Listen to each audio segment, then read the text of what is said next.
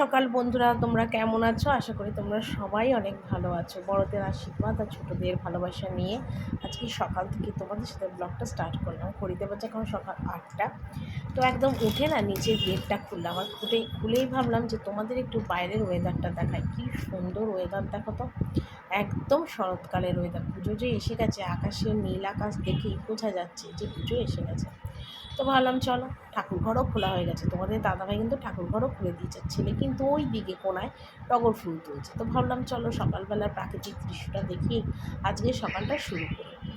তো তারপরে দেখো আমি আবার ওপরে এলাম। বাইরের আকাশটা তোমাদের দেখাবো বলেই কিন্তু আমি নিচে গেছিলাম, আর দরজাটাও খোলা ছিল নিচে, তো সেই জন্য তো ওপরে এলাম। আর এসে আমি এখন দেখো মুখটা একটু ক্রিম লাগাবো, চুলটা আঁচড়াবো, এগুলো করবো। নিজের জন্য তো কোনো কিছুই করি না, তবু যতটুকুনি পারি সকালবেলায় চেষ্টা করি যে একটু মুখে স্কিন কেয়ারটা করার। কারণ সত্যি কথা, সারাদিন গরম রোদ আর উনুনের সামনে রান্না করা, গ্যাসের সামনে, সত্যি স্কিনটা নষ্ট হয়ে যায়। ঠিক টাইম মতন, ঠিক সময় মতো, ঠিক বয়স মতন যদি স্কিন কেয়ার না করা যায় না, তাহলে দেখবি সেই স্কিন না অল্প বয়সে একদম নষ্ট হয়ে যাবে। তো রোজ তো আর করে উঠতে পারি না, রোজ লাগাতেও পারি না, টাইম হয় না, তাড়া থাকে। তোমাদের দাদাভাই প্রচুর তাড়া দেয়। তো তার মধ্যেও আমি চিন্তা করলাম যে না, একটু মুখে ক্রিমটা লাগিয়েই যাই, লাগিয়ে চুল টুল আসলে একটু জল খাই, খেয়ে তারপর নিচে গিয়ে বরঞ্চ নিচের কাজগুলো করি। কারণ তোমাদের দাদাভাই উঠেই কিন্তু সোজা চলে গেছে বাজারে। তো এখন মোটামুটি ওর 1 ঘন্টা বা 45 মিনিট টাইম লাগবে, কেন ওটার মতন টাইম ছাড়া ওর হয় না, মানে এই টাইমটা ওর লাগে। তো আমি ভাবলাম চলো তাহলে সেই ফাঁকে আমি আমার কাজগুলো একটু সেরেই নিই। তো সেই জন্য ওপরে এলাম। আর আজকে দেখো এই লাল নাইটিটা পরেছি। এই নাইটিটা আগের বছর পুজোয় তোমাদের দাদাভাই না আমাকে দিয়েছিল রানী কালার, আর আমার ননদকে দিয়েছিল লাল কালার। ক্যামেরায় হয়তো তোমরা এটা লাল দেখছো, কিন্তু এটা লাল না, এটা কিন্তু রানী কালার। তো সব সময় তো একই ধরনের নাইটি পরে তোমাদের সাথে ভিডিও করে, আসল কথা কী বলো তো, মানে এত গরম পড়ে না, এত গরম লাগে, আর কাজকর্ম করতে করতে এত গরম লেগে যায়, তো তখন না এরকম হাতওয়ালা নাইটি না একদম পরতে পারি না। তো সেই জন্যেই না সব সময় ফিতে দেওয়া নাইটি পরেই কিন্তু আমি ব্লগটা করি। ঠিক আছে, তো আজকে ভাবলাম চলো গরম হোক আর যাই হোক, আজকে ধরো যে একটু চেঞ্জ করাই যেতে পারে। তো সেই জন্যই দেখো এই নাইটিটা পরে আজকে ভিডিও করছি। নাইটিটা কেমন বলো তো, পিওর কটন কিন্তু, রানী কালারের। আর 1 বছর হয়ে গেল, যেহেতু দেখতে দেখতে 1 বছর হয়ে গেল নাইটিটার বয়স, তো সেই জন্য না আরও নাইটিটা পরে ফেলাম। বেশি দিন রাখলে না দেখবে সুতি জিনিসটা নষ্ট হয়ে যায়, কেটে কেটে যায়। তো এইদিকে দেখো নিজের একটু খেয়াল করলাম, নিজের যত্ন করলাম, করে দিকে যেগুলো শুকিয়ে গেছে সেগুলো দেখো সব তুলে নিচ্ছি। কারণ প্রচণ্ড গরম, এত কদিন ধরে গরম পড়েছে কি বলবো, মানে ঘরে থাকা যাচ্ছে না। বৃষ্টি হলে যেমন অসহ্য লাগে, গরম পড়লেও অসহ্য লাগে। কোন দিকে যাই বলো তো, কোনো দিকেই যাওয়ার মানে স্থির নেই। যেগুলো ভেজা সেগুলো রইলো, আর শুকনোগুলো সব তুললাম। চলে এলাম নিচে। নিচে এসে আগে টেবিলটা ভালো করে মুছছি। আর আমি তো জানোই যে আমি একটু সার্ফের জল না সবসময় এটার মধ্যে না গুলে রাখি। সার্ফের ভালো করে গুলে রাখি টুকটাক ন্যাকড়া, টুকটাক জিনিস ধোয়ার জন্যে, বা তোমার গ্যাস মোছার জন্যে, বা টেবিল মোছার জন্য। এটা আমার খুব সুবিধাজনক, কেন আমার না রান্নাঘরে হাত ধোয়ার লাইফবয় সাবান রয়েছে। তো সেই জন্য এটা লিকুইডটা আনে তোমাদের দাদাভাই, আনলে অনেক সময় ঢেলে দেয়। আমার আরেকটাও শিশু আছে, ওটাতেও ঢালে। তো এটার মধ্যে এখন আপাতত এক্সট্রা একটা আছে বলে এটার মধ্যে আমি সাবান জল গুলে রেখে দিয়েছি। আর ওটা দিয়েই আমি এইভাবে টেবিলটা মুছি। তো টেবিলটা সকালবেলা মুছলাম, কারণ 5-6 দিনের ওপর হয়ে গেছে। টেবিলটা না সাবান দিয়ে মোছা হয় না, যখনই মুছি তখনই কিন্তু এমনি জল ন্যাকড়া দিয়েই মুছি। তো আজকে ভাবলাম চলো আজকে টেবিলটা একটুখানি ভালো করেই মোছা যাক। তো এইগুলো করবো, তারপরে টুকটাক রান্নাঘরে যেগুলো সকালের কাজ আছে সেগুলো করব, করে নিয়ে তারপরে কিন্তু আমি একেবারে রান্নাঘরে চা বসাবো। কারণ অনেকক্ষণ উঠেছি তো, এবার একটু চা নেশা উঠছে। চা না খেলে না শরীরটা একদম ছাড়বে না। সকালবেলা উঠলে দেখবে সব মানুষেরই একটা শরীরটা না কীরকম যেন ম্যাজ করে, ছাড়া ছাড়া লাগে, ক্লান্তি লাগে। কিন্তু দেখবে চা খাওয়ার পরে শরীরটা কিন্তু বেশ ফ্রেশ হয়ে যায়। কার কী হয় জানি না, তবে আমার কিন্তু বেশ ভালো লাগে। তো এদিকে দেখো আমি কিন্তু গ্যাসটাও একটু সাথে সাথে মুছে দিচ্ছি। রোজই কিন্তু আমি চা বসানোর আগে না গ্যাস মুছি। কেন বলতো, সারা রাত গ্যাসটা ফাঁকা থাকে, আর রাত্রিবেলায় রুটি করার পর আর গ্যাস ট্যাস কিছু মুছি না। কিন্তু রোজ সকালে আমি রান্না শুরু করার আগে কিন্তু গ্যাসটা একটু মুছে নিই। মুছে নিয়ে গ্যাস টেবিলটা একটু মুছে নিয়ে তারপর কিন্তু আমি চা, রান্না বান্না সব কিছু করি। বলা তো যায় না কত রকমের পোকা মাকড় কত কিছু হেঁটে যেতে পারে। এই সামনেটা দেখো একটু মুছে নিলাম। আর ওদিকে রয়েছে আমার রাত্রিবেলার থালা বাসন, এই যে দেখো একটু থালা বাসন, এই কটা বাসনই জমেছে রাত্রিবেলা। তো এগুলোকে মাজবো, তবে চা খেয়ে নিয়ে তারপরে এখানে বসালাম আদা চা। সকালবেলা একটু আদা চা না খেলে একদম চলে না, আমাদের বাড়িতে সবাই আদা চা খায়। আদা চাটা বেশ ভালো লাগে। প্রথম না আমার আদা চা একদম ভালো লাগতো না, কেমন যেন ঝাঁজ লাগতো। কিন্তু এখন এমন অভ্যাস হয়েছে, সত্যি লিকার চাটা যদি একটু আদা দিয়ে হয় না, তাহলে জাস্ট জমে যায়। কিন্তু আগে ভালো লাগতো না, এখন আমার খুব ভালো লাগে আদা চা খেতে। দুধ চাটা যদিও খাই না, কারণ দুধ চাটা আমার প্রচণ্ড গ্যাস হয়, মানে খেলেই না কী জানি পেটটা ব্যথা করে, শরীরটা ভালো লাগে না। ওই জন্য লিকার চাটাই সকালে আমি খাই। চাটা খাওয়া কমপ্লিট, চাটা খেয়ে এবার আমি ভাত বসাবো। আর কটা বাসন আছে, ভাত বসিয়ে কটা বাসন আছে সেগুলোকে একটু মেজে নেবো। তারপরে কি রান্না হবে সেটা তোমাদের একটু পরে দেখাচ্ছি, ঠিক আছে? কারণ আজকে তোমাদের দাদাভাই কোনো সবজি বাজার করেনি, ঠিক আছে? আর আজকেই কথা ছিল যে খিচুড়ি হবে, পাঁপড় ভাজা হবে আর বাঁধাকপির বড়া হবে, কিন্তু সেটা আজকে ক্যান্সেল হয়েছে। তার বদলে তো ভাত হবে অবশ্যই, কিন্তু ভাতের সাথে কী রান্না হবে সেটা তোমাদের পরে দেখাচ্ছি। তো জিজ্ঞেস করে নিই, তারপরে তোমাদের দেখাচ্ছি, ঠিক আছে? তো বাসন টাসন মাজলাম, মেজে ঠেজে নিয়ে ভাত বসিয়ে তো দিলাম, ভাত গুঁড়ো দিলাম এইমাত্র। আর আজকে রান্না বলতে হবে বাঁধাকপির বড়া হওয়ার কথা ছিল, সেটা বাঁধাকপি আলুর তরকারি হবে, আর মটর ডালের বড়া হবে, ঠিক আছে? আর চাকচাক করে আলু ভাজা, একটু বেগুন ভাজা, আর উচ্ছে দিয়ে মটর ডাল, এই হলো আজকে আমার রান্না। আর ঠিক আছে, তাও তোমাদের একবার দেখিয়ে দিই। এখানে মটর ডালটা দেখো বেটে এটা মটর ডালে বড়া হবে। বাঁধাকপির আলু কেটেছি, এটার মধ্যে বেগুন আছে, আর এই যে তলায় আবার আলু কেটেছি ডাল দিয়ে খাওয়া। আর এটার মধ্যে বাঁধাকপি সিদ্ধ বসিয়েছি, বড়া ভাজার জন্য তেল নিয়েছি, ঠিক আছে? আর ওদিকে ভাত হয়ে গেছে, আর উচ্ছের ডালটাও কিন্তু আমার এবার হয়ে গেছে, ঠিক আছে? তোমাদের একবার রান্নাটা দেখিয়ে দিই, ঠিক আছে? এখানে হলো দেখো ভাত, এখানে দেখো আলু ভাজা, বেগুন ভাজা, উচ্ছে দিয়ে মটর ডাল, এটা ছেলের বাঁধাকপি আলু বেড়ে রাখলাম, আর এটা আমাদের বাঁধাকপি আলু, ঠিক আছে? আর এটার মধ্যে দেখো মটর ডালের বড়া, ঠিক আছে? এই হলো আজকের আমার রান্না। তো এখানে দেখো রান্নাবান্না তো আমার কমপ্লিট, আর কমপ্লিট রান্না করে সোজা রোজকার মতো যেরকম গ্যাস মুছি সেরকমই মুছছি।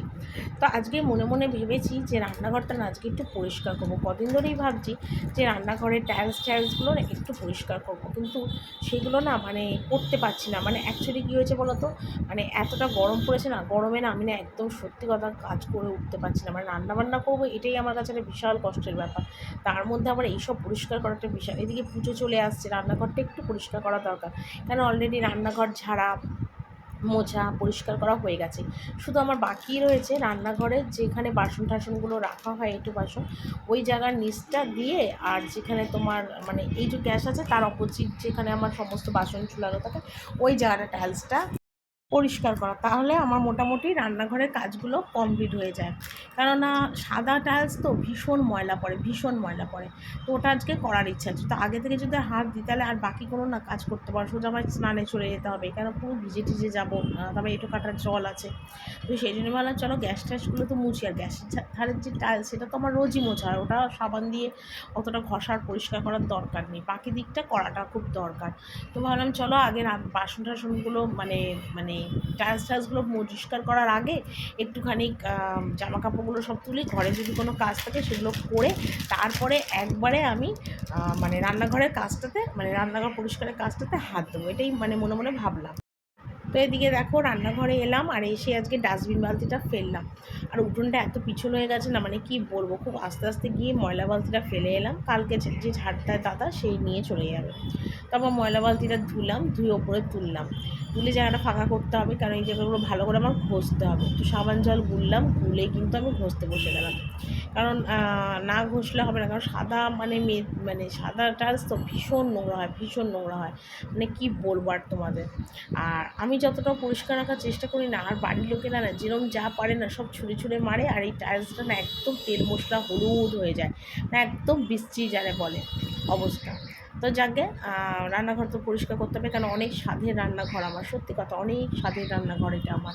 আমি অনেক শখ করে রান্নাঘরটা বানিয়েছিলাম। তোমাদের দাদাভাই অবশ্য বানানোতে মানে সাপোর্ট করেছিল যে না ঠিক আছে বানাও, বসে বসে রান্না করা যায় না, কারণ আগে আমার শাশুড়ি আমি সবাই বসে না রান্না করতাম। তো এখন না আর বসে রান্না করতে ভালো লাগে না, পারিও না, কোমর টোমর পায়ে ফায়ে ব্যথাও হয়। তো তারপরে এরকম উঁচু করতে হতো। তবে রান্নাঘরটা এইভাবে করার কথা ছিল না, শুধু উঁচু করার কথা ছিল। তো একটা করতে গিয়ে পুরো রান্নাঘরটি টাইলস টাইলস বসানো হয়ে গেছিলো। তো অনেক অশান্তিও আমাকে ভোগ করতে হয়েছে এই রান্নাঘরটা করার জন্যে, কারণ আমার বাড়ির কিছু মানুষ ছিল যারা অপছন্দ করছিল এই রান্নাঘরটা তৈরি করা। আর সবাই যা তা কথা বলছিল যে কী রান্নাঘর তৈরি করছে, এইসব রান্নাঘর তৈরি করে কী হবে, বসে রান্না করাই ভালো। অনেক অনেক কথা বলেছে রান্নাঘরটা তৈরি করার সময়, কিন্তু এখন সবাই খুব ভালো বলে, আর এখন ইউজও করে সবাই, ভালোও বলে। কিন্তু একটা সময় এই রান্নাঘরটা তৈরি করতে আমাকে অনেক অশান্তি ভোগ করতে হয়েছে, অনেক অশান্তি, মানে কী বলবো। আর এটা নিয়ে অনেক কথা আমাকে শুনতে হয়েছে আমার বাড়ির লোকের কাছে, কিন্তু তবু আমি মানিনি, কারণ আমার তো যেহেতু আমি রান্না করি আমার সুবিধা মতন গুছিয়ে করাটাই আমার পক্ষে ভালো আমি মনে করেছিলাম। তারপরে রান্নাঘরটা তৈরি হয়েছিল আর কি, মানে এমনিতে তো সব কিছু ছিল, মেঝে ছিল, মেঝেটা খারাপ হয়ে গেছিলো, মেঝেটাও লাল মেঝে করা হয়েছিল। তো তারপর থেকে রান্নাঘরটা যেহেতু আমি নিজের শখ মতো করেছিলাম, তারপর থেকে রান্নাঘরটা না আমি অনেক মানে ভালোবাসি রান্নাঘরটাকে, এবং অনেক পরিষ্কার পরিচ্ছন্ন রাখি। একটা কথা কি বলতো, মানুষ না মানুষের ভালো চায় না এখনকার যুগে, মানুষের যত খারাপ হবে, অবনতি হবে, ক্ষতি হবে, এটাই না এখনকার যুগের মানুষরা চায়। পররা তো চাইতেই পারে, নিজের মানুষরা যে চায় সেটা মানে আমার থেকে ভালো কেউ জানে না। সত্যি এখনকার দুনিয়ায় কেউ কারোর ভালো চায় না, যার যার তার তার। মানুষের ভালো কেউ সহ্য করতে পারে না।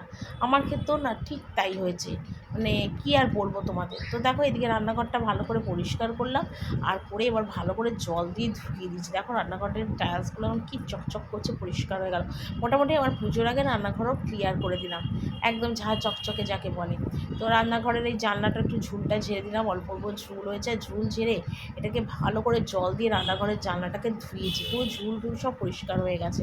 আর আমাদের রাস্তার ধারের বাড়ি তো ভীষণ নোংরা হয়, ভীষণ নোংরা যাকে বলে, কি বলবো আর তোমাদের। এই দেখো রান্নাঘরের জানলাটা পুরো ভালো করে জল দিয়ে একদম ভালো করে ধুয়ে দিচ্ছি, তার একদম পরিষ্কার হয়ে যাবে রান্নাঘরটা।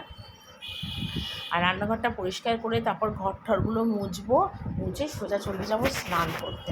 পরপর আমার কাজ, আমি মানে পরপর কাজ গুছিয়ে করতে আমার ভালো লাগে, আমি সেইভাবেই কাজটা সবসময় করার চেষ্টা করি। আর সাদা যেহেতু টাইলস না, সেই জন্য এর না মানে একটা আলাদা ব্যাপার।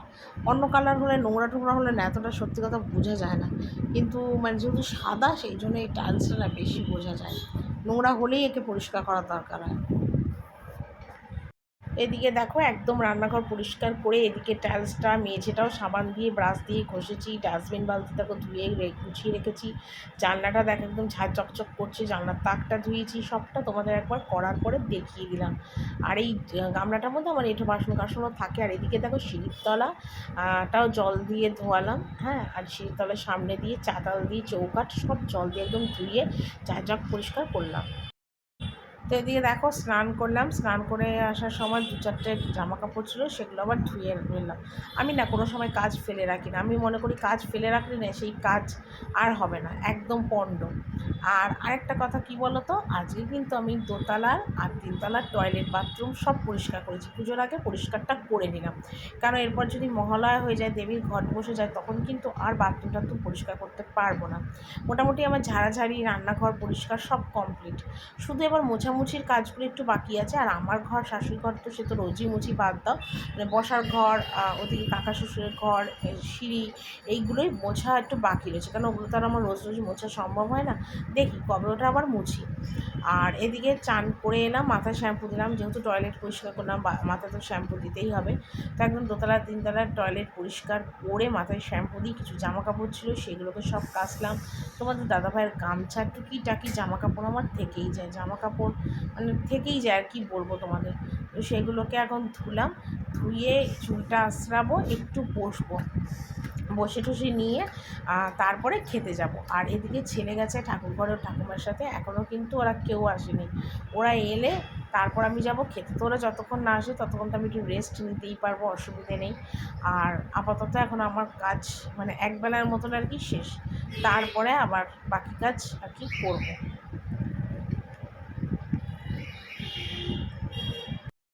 তো একদম খেয়ে দিয়ে কিন্তু আমি চলে এসেছি। ছেলে ওদিকে দুধ কেলক্স খেতে বসেছে, আর আমি ভাবলাম চলো জামা কাপড়গুলো এবার ভাঁজ করি, প্রচুর জামা কাপড় জমে গেছে। তো সেগুলোকে এখন ভাঁজ করি। আর বাবুকে বললাম তুই খা, ও খেতে থাক কেলক্স দুধ, আর আমি এটাকে ভাঁজ করে ফেলি। তো এগুলো এখন ভাঁজ করব, করে নিলে মোটামুটি কাজ শেষ। তারপর আবার ভিডিও এডিটিংয়ের কাজ আছে, সেগুলো করব। তারপর তো চা করা, রাতে রান্না, গরম জল, এটা ওটা কাজ তো থেকেই থাকে। আর সন্ধ্যাবেলায় একটু টিভির নেশা আছে, 1 ঘন্টার মতন টিভি দেখি। ব্যাস এই হলো আমার দিন, সারাদিনের রুটিন যাকে বলে, কী কাজ করি না করি। আর এদিকে জামা কাপড়টা ভাঁজ করব, করতে করতে মোটামুটি আমার কাজ শেষ। তো চলো বন্ধুরা, আজকের ভিডিওটা এখানেই শেষ করছি। কালকে একটা সুন্দর আর নতুন ব্লগ নিয়ে চলে আসবো। টাটা।